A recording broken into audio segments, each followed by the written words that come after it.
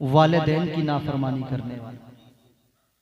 ये भी शराबी की तरह बीमारी बनी पड़ी है हमारे घरों के अंदर। जहां जाओ एक न एक बुजुर्ग, एक न एक बाप गम का मारा, दर्द का मारा आकर के बता ही देता है इस बात को कि हजरत मेरे बेटे कई सारे हैं और आज भी मेरे बेटे मुझे रोटी देने को तैयार नहीं। मैंने अपने 7 बच्चों को पाल दिया, 6 बेटों को पाल दिया, लेकिन ये मेरे 6-7 बेटे मिलकर एक बाप को पालने के लिए तैयार नहीं। माँ बापों का ऐसे बंटवारा कर रखा है इन्होंने जैसे जमीनों को बांटा जाता है। 15 दिन छोटे के पास खाएंगे, फिर 15 दिन बड़े के पास खाएंगे, फिर 15 दिन उसके पास खाएंगे। यानी माँ बाप जैसी जात को भी ऐसे बांट दिया कि हमें कभी शर्म नहीं आती। क्या हमने कभी अपने कलेजे पे हाथ रख के नहीं सोचा कि ये मेरे बाप की जात वो जात है कि इस बाप ने मुझे पढ़ाने के लिए, इस बाप ने मुझे कामयाब करने के लिए मेरे लिए इसने डबल डबल ड्यूटियां की थी। मेरे लिए इसने ना सर्दियां देखी, ना गर्मियां देखी, ना जाड़ा देखा, ना धूप देखी, ना बारिश देखी, ना रात देखी, ना दिन देखा, ना अंधेरा ना उजाला, बल्कि ये मेरे लिए डबल डबल ड्यूटियां करता रहा कि मेरे बेटे की पढ़ाई पूरी हो जाए, मेरे बेटे का काम पूरा हो जाए। कसम खुदा की एक वाहिद बाप ही की मोहब्बत है कि जो अपने से अच्छा अपने बेटे को देखना पसंद करती है, वरना दुनिया की कोई मोहब्बत अपने आप से आगे अपने किसी दोस्त को ले जाना पसंद नहीं करता, भाई भाई को अपने से आगे पहुंचाना पसंद नहीं करता, बेटा बेटा अपने भाई भाई को आगे पहुंचाना पसंद नहीं करता। लेकिन एक बाप की जात ऐसी जात है कि मैंने देखा जब ईद का दिन आता है तो बाप फटे पुराने कपड़ों में ईद की नमाज पढ़ता है और बेटे के लिए अच्छा लिबास खरीद के लाता है और बेटे को देखकर बाप मुस्कुराने लगता है। मैंने कहा ऐ बाप जरा ये तो बता, तेरे तो जूते भी फटे हैं, ये चेहरे पे मुस्कुराहट कैसी है? तेरा लिबास फटा है तो चेहरे पे मुस्कुराहट कैसी है? तो बाप जवाब देता है तू देखता नहीं है, ये सामने देख मेरा बेटा कितना अच्छा नजर आ रहा है,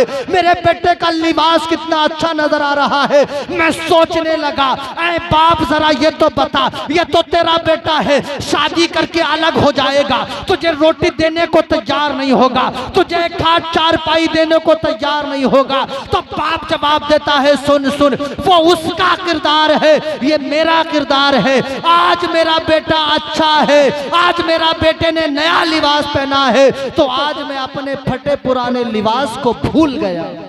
जी जी जी अल्लाह या रसूलुल्लाह, जिंदाबाद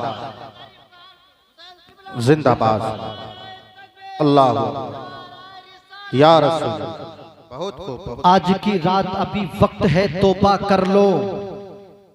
जो मैं गुनाह गिना रहा हूं अगर इनमें किसी में शामिल हो, आज ही तौबा कर लो। बगैर तौबा के घर मर गए तो यकीनन बख्शिश नामुमकिन हो जाएगी। आज ही मौका है। अभी अगर माँ बाप को सताया है, माँ बाप को नाराज किया है, माँ बाप को राजी करना यकीनन इतना आसान है, इतना आसान है, इतना आसान कोई काम ही नहीं।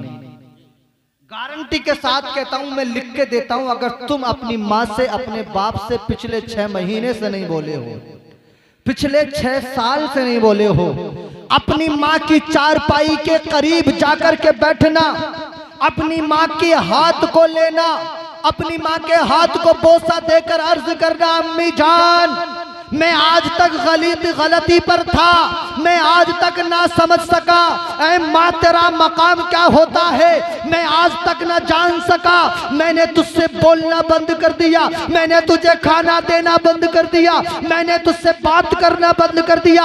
ऐ माँ तू मुझे माफ कर दे, ऐ माँ तू मुझे माफ कर दे, अपने बेटे को माफ कर दे। कसम खुदा की 2 जुमले तू अपनी माँ से दर्द भरी बात तो करना, यकीनन वो 6 साल के सारे तेरे सितम भूल जाएगी। 6 साल तूने अपनी माँ को कैसे सताया है वो मिनटों में भूल जाएगी और तुझे सीने से लगाकर माफ करती नजर आएगी। लेकिन हमारे पास वक्त तो हो, अपने बाप के पास जाकर 2 बातें करने का हमारे पास वक्त तो हो, अपनी माँ से चंद मिनट बात करने का हमारे पास वक्त तो हो। आपने हजरत अवैस करनी का नाम तो जाना है ना, अभी हजरत ने अशार पढ़ा था, आपने बड़ी उस पर तवज्जो दी थी। अवैस करनी का आपने नाम सुना है? माँ की बात चल रही है इसलिए बता देता हूँ आपको। हजरत अवैस करनी के वालिद का इंतकाल हो गया था। हजरत अवैस करनी को प्यारे आका का, अपने आका का जाहिरी जमाना 20 साल मिला था। कितना जमाना? 20 साल जाहिरी जमाना मिला था आपको। ऐसा नहीं है कि आप बाद में पैदा हुए आपको नहीं मिला, लेकिन 20 साल आपको जाहिरी जमाना मिला। मोहब्बत भी इतनी थी कि खाने से पहले आका को याद, सोने से पहले आका को याद, हर हर अदा पे आका को याद करते, लेकिन फिर भी सहाबी नहीं। जाहिर में कभी आका का चेहरा ही नहीं देखा। जो जाहिर में ईमानी हालत में आका का चेहरा देख ले वही तो सहाबी होता है। 20 साल जिंदगी आपकी रही जाहिरी में मेरे आका की जिंदगी के साथ, लेकिन फिर भी आप नहीं देख पाए। उसकी वजह पता है क्या रही? उसकी वजह समझें आप। माँ का बाप की बात चल रही है, इसलिए उस मौजू से जुड़ी बात है, इसलिए बात करने लगा। आपके वालिद का इंतकाल हो गया था, माँ नबीना थी, माँ को नजर नहीं आता था। माँ से आप बार बार कहते अम्मी मुझे इजाजत दे दे, मैं मदीना पहुंचकर अपने आका का चेहरा देख लूं। जिस आका से मैं इतनी प्यार करता हूं, एक बार तो उस आका का चेहरा देख लूं। उस वक्त में ये दौर भी नहीं था, घर से बैठे 2-4 घंटे बाद बात की तो पता चला कि जद्दा में जाके बेटा उतर गया है। ऐसा भी कोई सिस्टम नहीं था। काफिले के तरीके से लोग जाया करते थे, काफी वक्त लगा करता था। तो माँ कहती थी मेरे लाल तू चला जाएगा, मैं तन्हा रहूंगी, कौन मुझे देखेगा, कौन मेरी किफालत करेगा, और तू चला जाएगा तो फिर मेरा ख्याल कौन रखेगा। माँ मना करती, बेटा रुक जाता, माँ मना करती, बेटा रुक जाता। लेकिन एक दिन माँ से अर्ज की, माँ मुझे इजाजत दे दे, मेरा प्यार, मुझे बार बार मदीने की गलियों को देखने का दिल करता है, अपने आका के चेहरे को देखने का जी चाहता है, माँ बस एक मर्तबा मुझे इजाजत दे दे। माँ ने कहा मेरे लाल जब तेरे दिल की ख्वाहिश ये है तो जा, मैं तुझे एक बार इजाजत देती हूँ, जा। लेकिन बस इजाजत इतने वक्त की है कि अगर आका अपने घर मौजूद हो, मदीने में मौजूद हो, घर मौजूद हो तो चेहरा देखना और फौरन चले आना, और अगर कहीं सफर पे हो, कहीं हो तो फिर इंतजार ना करना, क्योंकि इधर तेरी माँ तेरा इंतजार कर रही है। जल्दी जाना, जल्दी आना। आप बड़े खुश थे, चेहरे पे मुस्कुराहट थी कि आका का दीदार करूंगा, नबियों के सरदार का दीदार करूंगा। लंबा सफर तय करके आप करन से, उवैस करनी करन से आप मदीना आरब पहुंचते हैं, और जब आका के घर पहुंचे तो वहां जाने के बाद में आपने सलाम अर्ज किया। अंदर से आवाज आई, कौन? कहा कि मैं अवैस हूँ। आपका नाम सुना तो वहां के जो चाहने वाले जो लोग थे वो समझ गए, क्योंकि हजरत अवैस का जिक्र मेरे आका बारहा वहां अपनी महफिल में करते रहते थे। तो लोगों ने बताया हजरत अवैस आप जो आए हैं आपको कुछ इंतजार करना होगा, आका कहीं सफर पे गए हैं, वो आते ही सबसे पहले आपसे मिलेंगे, हमें जरूर पता है, लेकिन आप थोड़ा सा इंतजार करें, आप थोड़ा सा इंतजार करें। हजरत अवैस करनी ने जब इतना सुना ना तो आंखें बरसने लगी, आंखों से आंसू टपकने लगे। उधर आपने कहा थोड़ा इंतजार करना होगा, उधर माँ की बात याद आ गई कि अगर हो तो चेहरा देख लेना, अगर ना हो तो इंतजार ना करना, क्योंकि माँ तेरा इधर इंतजार कर रही है। कसम खुदा की माँ की मोहब्बत दिल में मौजे मारने लगी, माँ की मोहब्बत दिल में तड़पने लगी। कहा या रसूलल्लाह जिंदगी रहेगी तो आपसे तो बाद में कभी आकर मुलाकात कर लूंगा, लेकिन मैं माँ के दिल को नहीं तोड़ सकता, मैं माँ से वादा खिलाफी नहीं कर सकता।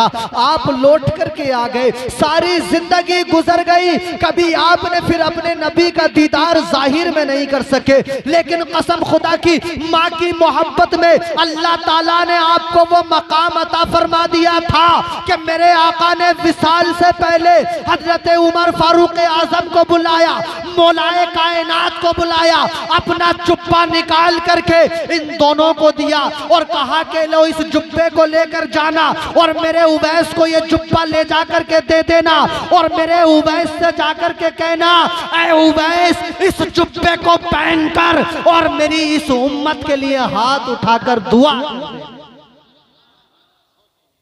इस उम्मत के लिए दुआ करते हाथों को उठाकर। कभी आका का चेहरा नहीं देखा, लेकिन माँ की मोहब्बत, माँ का फरमान कभी नहीं टाला। हम तो माँ की सुनते ही नहीं, हम तो 4 पैसे कमाने लगे तो बाप की सुनते ही नहीं है कि ये तो पुराने जमाने की बात बताएंगे, इनसे बात ही क्या करना, इनसे मशवरा ही क्या करना है। मेरे भाई कितने भी बड़े हो जाएं आप, लेकिन अपने माँ बाप से बड़े नहीं हो सकते। ये रही माँ बाप की। माँ बाप से प्यार करो। इसी रात में अगर माँ बाप नाराज है तौबा कर लो, अल्लाह के हुजूर वादा कर लो, मेरे रब मैंने अपने माँ बाप का जो दिल दुखाया, आज वादा करता हूं आज के बाद अपने माँ बाप का दिल नहीं दुखाऊंगा।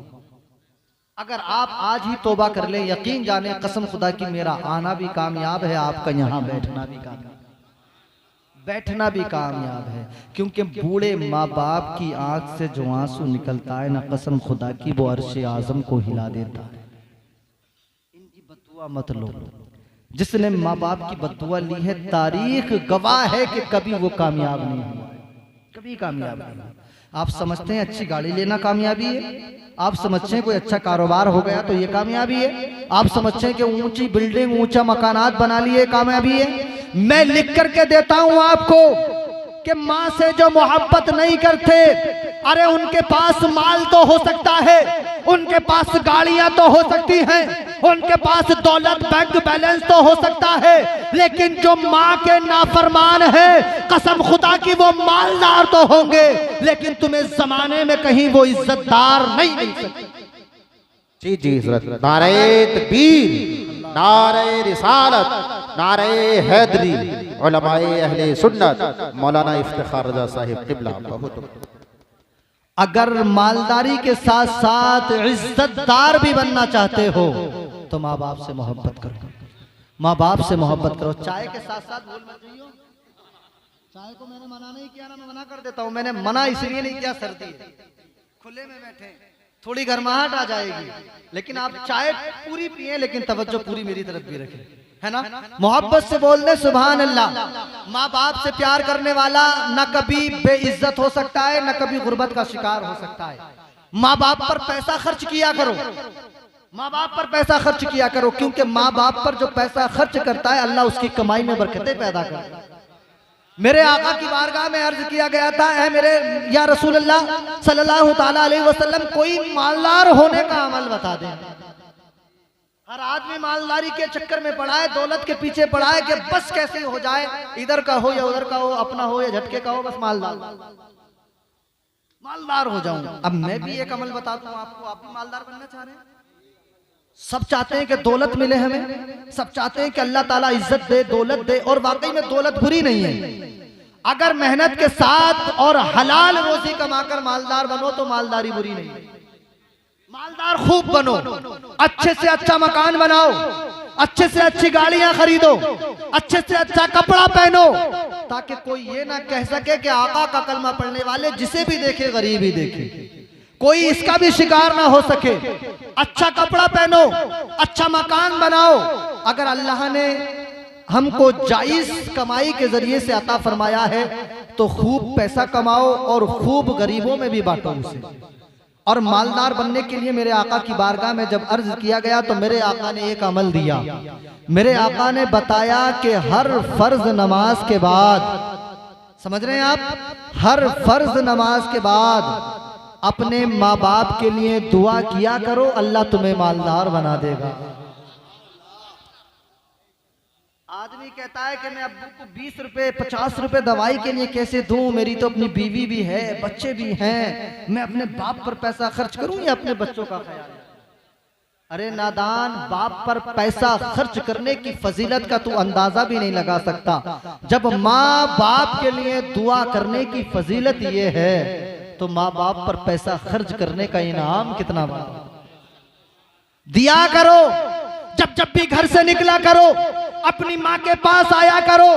माँ मैं दिल्ली जा रहा हूँ 1 महीने में आऊंगा, माँ मैं अहमदाबाद जा रहा हूँ 1 महीने में आऊंगा, ले माँ मेरे पास ये 1000 रुपया है, अपने पास रख ले, तेरी कोई दवाई में जरूरत पड़े तो खर्च कर लेना, या कभी बाद में भी जरूरत पड़े तो मुझे बात कर लेना। कसम खुदा की मेरा दिल कहता है कि तू आज माँ को 1000 रुपया दे करके जाएगा, ये माँ टूटी चटाई पर बैठ कर दिन रात तेरे लिए दुआ करेगी, मेरे रब मेरे बेटे के कारोबार में बरकत करना, मेरे रब मेरे बेटे की जान माल इज्जत तो आबरू की हिफाजत करना। कसम खुदा की सारों के काम फीके नजर आएंगे, लेकिन तेरे काम में कोई रुकावट नजर नहीं आएगी। तमाम जमाने के लोग हादसात से घिरते नजर आएंगे, लेकिन तेरी माँ की दुआ होगी कि तमाम हादसात से तुझे बचाकर तेरी मंजिल तक पहुंचाती नजर आएगी।